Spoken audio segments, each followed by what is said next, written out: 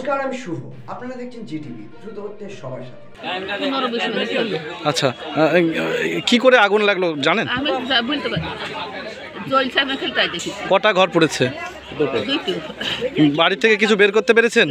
না, আমার ঘরে একদমে 20 মণ গম আছে, একদমে 5 মণ রায় আছে, একদমে ধান যে কত রয়েছে পুরা দাম আমার লাফা নাই, আর একদমে আধখান দাম গম আছে। তাহলে ঘর থেকে কিছু বের করতে পারেননি? টাকা পয়সা সোনা দানা কিছু কিছু হয়েছে? হ্যাঁ, 5 আনের একটা আমার কানে ছিল, আর টাকা 60,000 ছিল। আচ্ছা, সরকারি কোনো ডকুমেন্ট? দলিল ছিল, দলিল।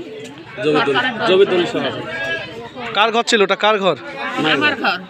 আপনি এখন কোথায় থাকবেন তাহলে? আপনার তো ঘর পড়ে গেল। আমি এখন কি করবো? বেকার ঘরে থাকবো। আমরা দেখলাম দুপুরবেলায় যে এখানে একটা, আমরা সবাই আনুমানিক করছে যে বাচ্চারা পক্ষ ফোটানোর জন্য এই বাড়িটা আগুন লেগে।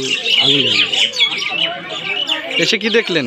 এসে দেখলাম আগুন, ভয়াবহ আগুন চলছে। আমরা যতদূর পারলাম গ্রামবাসী সব পরবর্তীতে যে যেমন পারলো জল নিয়ে আসলো, কেউ বালতি, কেউ বাঁচানো যায়নি, ঘর বাঁচানো যায়নি। আচ্ছা, বলছি এই যে আজকে ঈদের দিন, আর এই যে পরিবারটা বিষাদের সুরে পরিণত হলো, কতটা খারাপ লাগছে? খুবই খারাপ লাগছে। তাহলে এখন আপনারা পঞ্চায়েতের তরফ থেকে বা প্রশাসন দপ্তর থেকে সাহায্যের আশ্বাস দিলেন? হ্যাঁ, আমরা পঞ্চায়েতের থেকে যতটুকু পারি সাহায্য করব। আমরা আমাদের পঞ্চায়েত লেভেল থেকে বিডিও সাহেবের কাছে যাব, তাকেও বলবো যতটুকু আমাদের ইয়াতে আছে আমরা ততটুকু। আচ্ছা, প্রাথমিক পর্যায়ে আপনি কতটা ক্ষয়ক্ষতি হয়েছে শুনলেন?